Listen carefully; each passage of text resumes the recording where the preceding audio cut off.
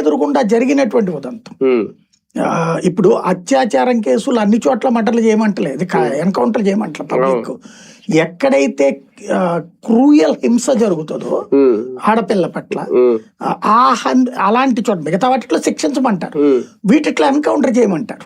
క్రూరమైన హింస ఇప్పుడు లైక్ నిర్భయ కేసు ఏంటి, మర్మాయువాల్లో ఐరన్ రాడ్లు దించినటువంటి రాక్షసత్వాన్ని తట్టుకోలేకపోయింది దేశవ్యాప్తంగా.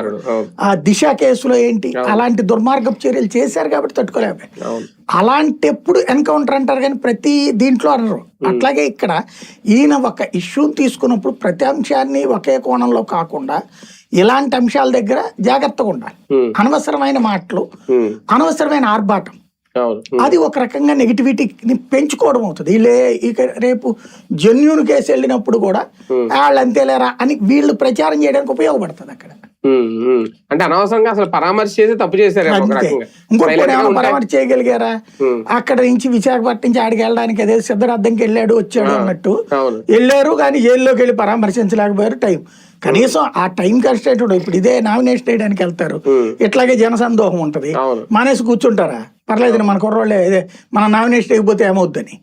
ఖచ్చితంగా ఆ టైంకి అయితే అవసరమైతే అందరినీ తోసేసుకుని వెళ్తారు కదా.